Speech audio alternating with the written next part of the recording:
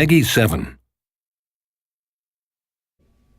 Hello, welcome back. I'm Stone LeBrandy, the lead designer of SimCity, and I've invited a special guest to the studio today, Will Wright, the original creator of SimCity. Thanks Hi. for coming out here. Oh, my pleasure. All right, so Will's been playing the game a lot recently, and we invited him out to the studio to try it out and see what he thought of it. And my first question is, what did you think of the whole experience overall?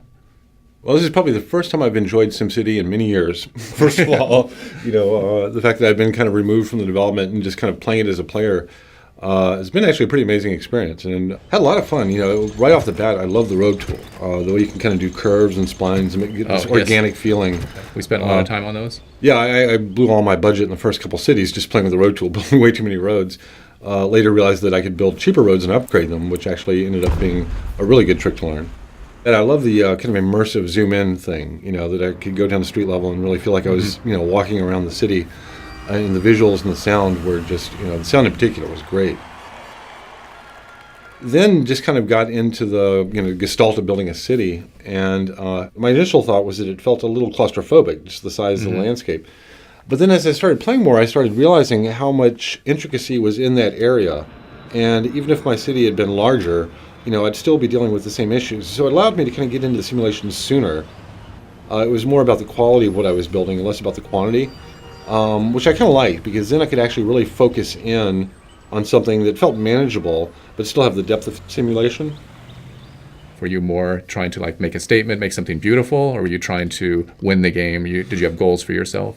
I'd say I'm somewhere between the two, but I definitely, aesthetics was a big part of it. I wanted these organic looking cities that at the end of the day I could kind of, upgrade and make look beautiful with parks and all the kind of curves help a lot stuff. with that. Yeah. Then I started realizing that I had to watch my budget, and I was blowing all my money buying all these fancy toys for my city. And so then I started a couple more cities, with a little bit more fiscal discipline. As I started kind of delving into what was going on through the different networks and the data layers, the pollution, the land value, and all that kind of stuff, I was actually very impressed with the way it was presented, because there was obviously a lot of stuff going on underneath the hood of the simulation, but yet it was presented all very, very graphically. Almost never looked at a number except for maybe my budget or my population. Those are the only two numbers I really even had to look at.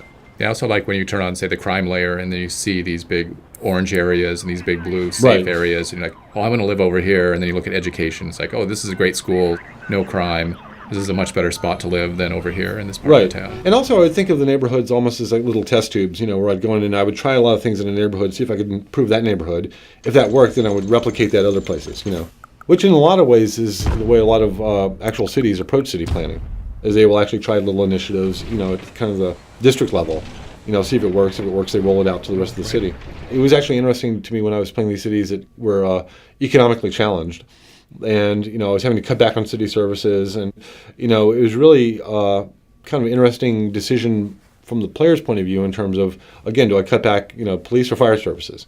And I really need to get the city producing money. And so kind of being in these kind of behind the curve situations where I'm now looking at the residents and wondering, okay, how is this going to impact their lives, Speaking of that, I'm wondering, did you feel that you got an emotional attachment to the Sims themselves in the game? Did you actually feel that the people were the heart of the game, or were you more focused on the buildings? I actually had more of an emotional attachment to the neighborhoods. And when I'd go down the street view and I would kind of listen to the sounds and see the people walk around, see what kind of houses they were living in, what kind of jobs were there, I really got a sense for certain neighborhoods, and I found myself becoming emotionally invested in particular neighborhoods. Like, this one's so, close, and it's in such a great location, and just a little bit more of this, that, and the other. And I would go in and I would kind of overspend on parks and things in that area, maybe at the expense of some other neighborhood that I didn't really care about. But in my mind, I was almost kind of like, that's where I lived. This is my neighborhood. I almost had this fiction that I was a Sim in the city, and these are the neighborhoods that were not my neighborhoods. And I thought that the street level view did a kind of an excellent job of giving you that kind of sense of of being there. Did you try new ideas and new types of experiments, new types of cities? Well, I would kind of approach, I think, every city I made in a slightly different way, kind of as a meta strategy. What if I try to do something where the transportation is my highest priority? Or I try to really, work on, budgeting, is making sure I always maintain a positive cash flow. Within the city, I would actually try much more kind of tactical strategies. But it felt like I was playing these kind of nested mini games inside the larger game of SimCity. And every now and then I'd look at my budget and figure out which one of these mini games do I need to focus on now. I'm spending too much on transit, so now how do I go and optimize that?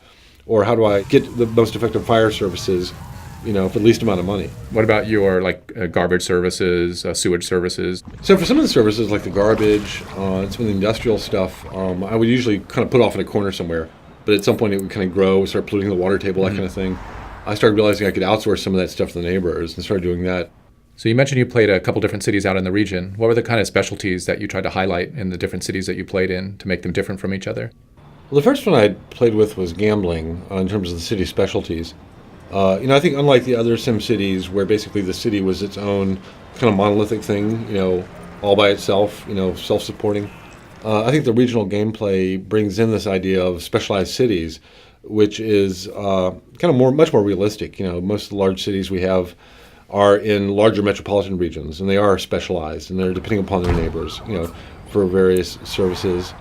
And I think that allows you, to not necessarily have to build every last thing in every city that you make. Every time you play, you can kind of explore a different specialty, and each one, seems to have its own rules, its own kind of strategy to it, embedded in the overall regional gameplay. I really got the sense that if I were to look at 100 cities that players had made, they would all seem very different. I would see totally different feeling cities depending on kind of which part of the specialization path you took. So I think that's a pretty significant difference from all the previous versions of SimCity. All right, that was great. Well, thanks for taking the time to be out here today. Had a great time chatting with you, and come by the studio anytime. So we're talking with Will Wright today about his experiences playing SimCity, and it'll be out on the market on March 5th. So we hope you get a chance to play it when it comes out.